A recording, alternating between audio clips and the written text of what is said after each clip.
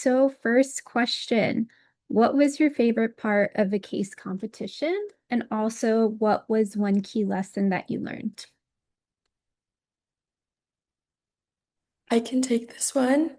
My favorite part of the case competition was honestly just ideating with everyone. I think all of us just bring very different skill set and have very different backgrounds on how to solve a particular problem. And so I think it was just really fun listening to what everyone had to offer and different, I guess, ideas just being thrown around. And then, compromising and taking bits and parts of each person's idea to coming up with our final presentation.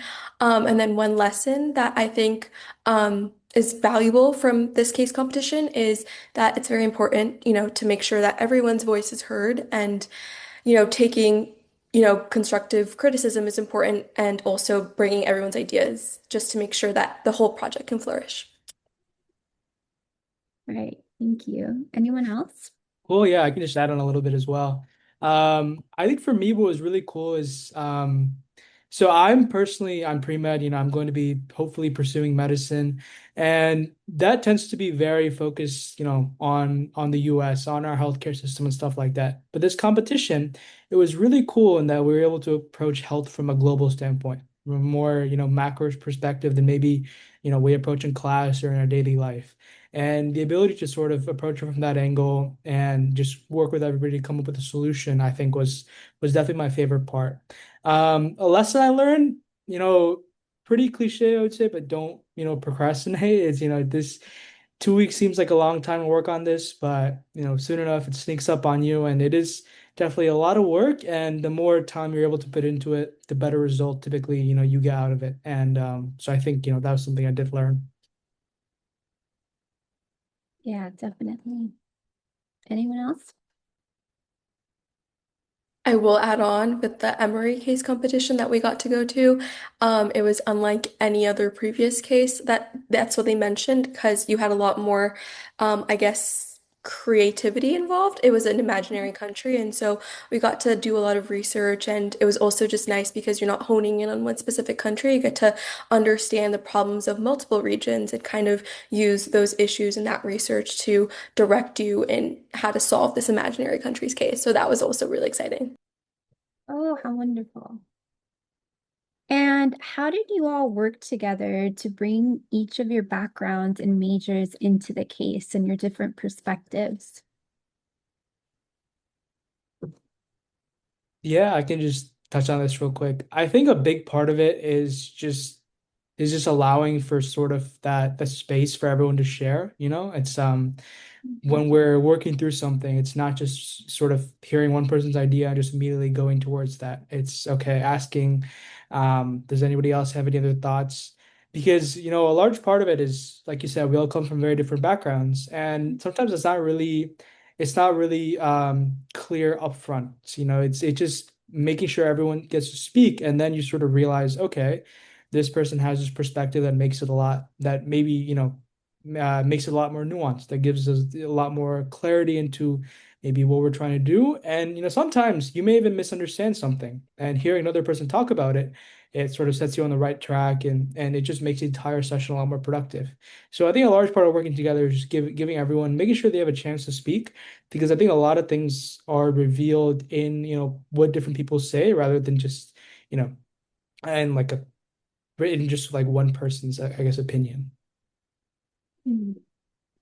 One thing to add on is that, and also as advice for future teams, is that you don't have to always be together when working on the case. We all lived in different parts of campus. One of our teammates actually lived near the medical school of USC. So what we would do is that we would work asynchronously for the biggest portion of the case. We would read the case, delegate roles, work on it asynchronously, inform each other if we have any questions. Then we would meet up at regular checkpoints just to take stock of the work we did, instead of directly meeting each other every single day in person. So I think that definitely helped the efficiency of a project. It helped us work independently, and sort of hone in our own ideas and discuss anything we come up with the team, during those checkpoint meetings throughout the case. That's a Yeah, good so point. It's really important to be flexible. Go ahead. Yeah, one more thing that I want to talk about was that like we really used our different majors and different backgrounds that we all came from. Like for example, I was like a Gero major, so I kind of touched base on different parts of aging in our project, as well as having a minor in entrepreneurship. I kind of took a part of that financial aspect of the project. We had Zach, who's obviously at Keck. He really gave a lot of the medical insights on how to use specific instruments, how to treat certain diseases, and especially his own experience in going to Africa, which really helped us with our final case. Great. Thank you, everyone. And then the next question, what did you learn about interdisciplinary action for global health? I can start with that one. Mhm. Different communities value different things. Many communities will value maybe religious institutions, maybe, specific, for example, like maybe a fishing community, et cetera, and things like that. And so maybe prioritizing, the marketplaces where the population gets their produce from, where they spend their free time in is important into how to figure out where to implement these global health solutions. And so, making sure that you kind of understand like where each community values, like regionally, I think is important to how to implement the actual solution. Mhm. I think something else important is that for every problem, there'll be, there could be up to 100 different, different solutions based on what background you come from. And typically, the best solution is a combination of a few different backgrounds, right? I mean, I think there's definitely value in not putting together too many approaches, but usually, if you look at some problems, this case that we did, the best solution or the one that we put together was um not just one approach. It was, five different approaches just synthesized into a cohesive, solution. And that was obviously much better than what maybe one of us would have been able to come up with alone. Mhm. One small thing to add on is that when coming up with your solution, it's important to think very intersectionally. Um, s- um, the case asks you to develop, a political solution, a technological solution, a social solution. Um, it's important to look at how you can combine these different attributes into producing a solution that is very interdisciplinary, that targets all these different aims.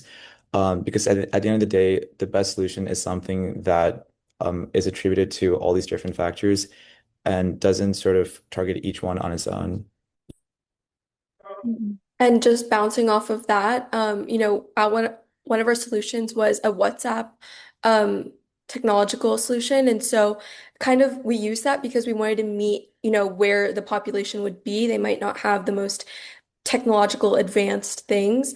And so, a lot of people, like Zach mentioned, they have WhatsApp. WhatsApp is very predominantly used there. And so making sure that, we're not introducing anything that they don't already know, but we're introducing something that they already have. Great. Thank you, everyone. And then what lessons from the case competition did you take to Emory? Don't procrastinate. As team lead, I also, this was a tribute to the whole group itself, but we all made sure that, we kind of started earlier, than the previous time. And we Mm. made sure that we practiced even more, because, we made it. And so, yeah, definitely what Ashwin said, don't procrastinate. I think we used a lot of our experience because everyone here actually did the case before as well. Like in the previous year, we participated in the competition as well, and this time we actually got to go to Emory. So one thing that we kind of learned through as we did these competitions here at USC is that we got to take into all different aspects of the case, right? So a lot of people they focus on one part explicitly, or they really go in depth. We realized that we need to take the whole thing and look at all the different factors going into it to actually get the product that's actually well faceted and holistic of the actual solution. Mm. I think the last thing I'll mention is that, as important as the content of the cases, I would say the way you present it is just as important. You know, I think everyone who participated in the competition, especially who made it to the finals, they have very interesting solutions. They have great ways that they approach the case, and their slides do reflect that.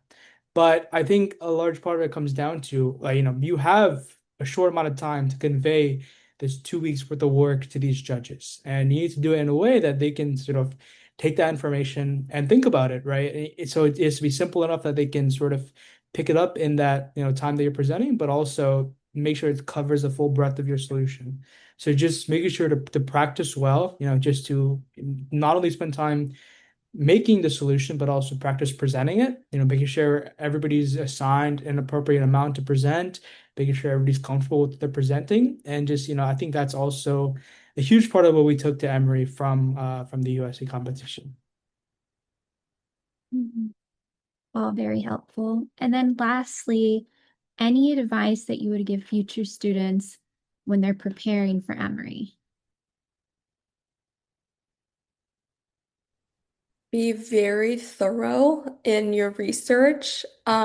Make Mm. sure, when preparing for Emory, I don't know what the case is going to be like next year. And so, it might be the same hypothetical country. And so making sure that you research very similar backgrounds, I mean, similar environments, similar regional identities.